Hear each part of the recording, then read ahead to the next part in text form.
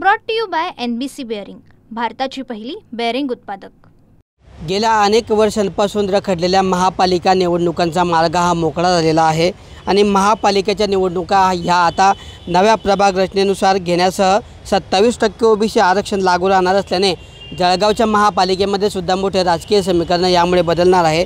जळगावच्या महापालिकेमध्ये एकूण 57 जागा असून यामध्ये आता 20 जागा या ओबीसीसाठी तर 38 जागांवर महिलांना संधी मिळणार आहे।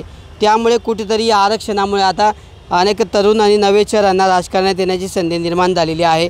विशेषतः महिलांना 38 जागा मिळणार असलेले त्यामुळे मोठ्या प्रमाणावर महिलांनाही राजकीय प्रवाहात येण्याची मोठी संधी निर्माण झालेली आहे। जळगाव शहराचा जर एकूण विचार केला तर जळगाव शहरामध्ये एकूण प्रभागांची संख्या ही 75 आहे। त्यापैकी 4 सदस्य असलेले प्रभाग हे 18 आहेत तर 3 सदस्यांचे प्रभाग असलेला एक प्रभाग आहे। अशा पद्धतीने जळगावच्या प्रभागाची रचना आहे।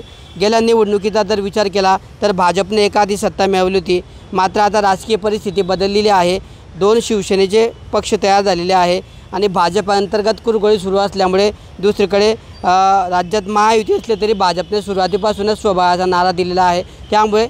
त्यामुळे एकंदरीतच शिवसेना शिंदे गटाने चाचपणी सुरू केलेली आहे, तर दुसरीकडे काँग्रेस असेल, राष्ट्रवादी काँग्रेस, शरद पवार गट असेल, आघाडी करून मैदानात उतरण्याची शक्यता आहे।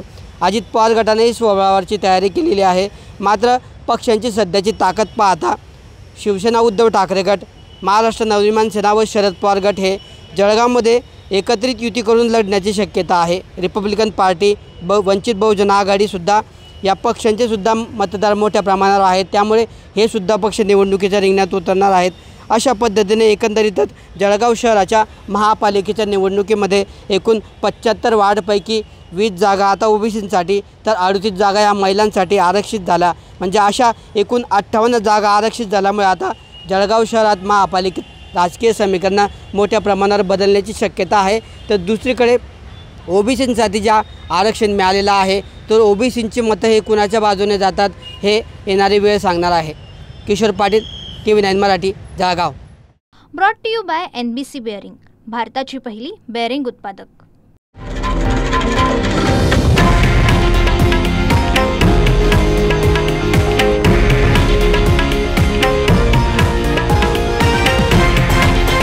हे आहे देशातील नंबर 1 न्यूज नेटवर्क आणि आपण पाहत आहात TV9 मराठी, एकमेव।